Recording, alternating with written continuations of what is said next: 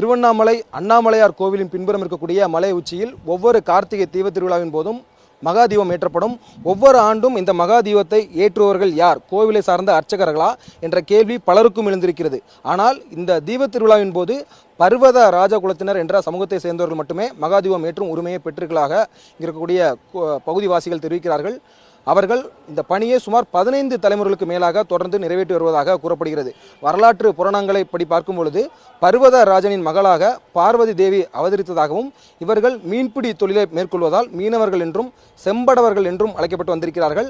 அப்படி பார்வதி அவதரித்த வம்சாவளியை சேர்ந்தவர்களே திருவண்ணாமலையில் மகாதீபம் ஏற்றி வருகிறார்கள். தொடர்ந்து ஒரு 15 தலைமுறைக்கு மேலாக தீபம் ஏற்றக்கூடிய நபர்கள் 48 நாட்கள் விரதம் இருந்து அண்ணாமலையார் கோவிலில் பரிவட்டம் கட்டப்பட்டு அதன் பின்னர் கோவிலில் ஏற்றப்படக்கூடிய பரணி தீபத்திலிருந்து மகாதீபம் ஏற்றுவதற்கான தீப சுடரை ஒரு மண் சட்டியில் வைத்து சிவாச்சாரியார்கள் இவர்களிடம் வழங்குகிறார்கள்.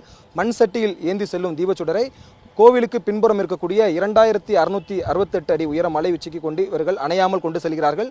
தீபமானது கொப்புர வெப்பத்தால் சேதமாகாமல் இருக்க மேல்பாகம் 3.25 அடியும் கீழ்ப்பாகம் 2.25 அடியும் சுற்றளவு பொறுத்தவரை 200 கிலோ எடையில் 20 வளையராடுடன் கூடிய செப்பு தகட்டில் செய்யப்பட்ட கொப்புரையை மலை உச்சிக்கு எடுத்து செல்ல வசதியாக அந்த கொப்புரையில் மேல்பாகம் 4 வளையமும் கீழ்ப்பாகம் 4 வயலமும் பொருத்தப்பட்டிருக்கிறோம்.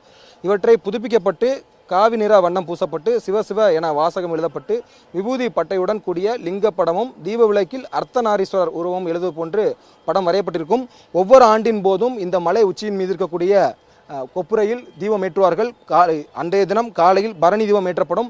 தொடர்ந்து அன்று மாலை நேரத்தில் 6 மணி அளவில் கோவிலில் தீபம் ஏற்றும் நேரத்தில் மலையின் உச்சியின் மீது மகா தீபம் ஏற்றப்படும். இந்த பர்வத ராஜகுலத்தை சேர்ந்த வம்சாவளியினர் தான் தொடர்ந்து ஒரு 15 தலைமுறைகளாக இந்த மலை உச்சியின் மீது வைக்கக்கூடிய கொப்பரையில் தீபம் ஏற்ற தகுதி பெற்றவர்களாக இருக்கிறார்கள். அவர்களுடைய சமூகத்தை சார்ந்தவர்கள் தான் இங்கு தீபம் ஏற்ற உரிமை பெற்றிருக்கிறார்கள். வணக்கம், அனைவருக்கும் வணக்கம். கார்த்திகை தீபம் முன்னிட்டு இங்கு தீப திருவிழா நடைபெறும். கோயிலுக்கு பின்புறம் உள்ள மலை அடிவாரத்திலிருந்து சுமார் 2600 அடி உள்ள மலை உச்சியில் மகாதீபம் ஏற்றப்படும்.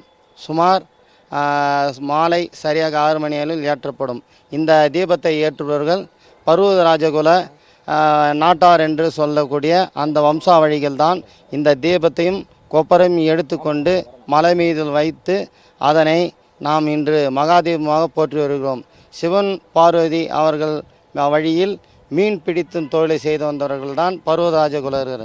இவர்கள் வம்சா வழியில்தான் அவர்கள் அப்பா அவருடைய மகன் அவர் வழியில்தான் ஏற்றுகிறார்கள் போல அதேமாரி திரி மற்ற கோயில்களுடைய சார்பாகவும் ஏற்றப்படுகிறது.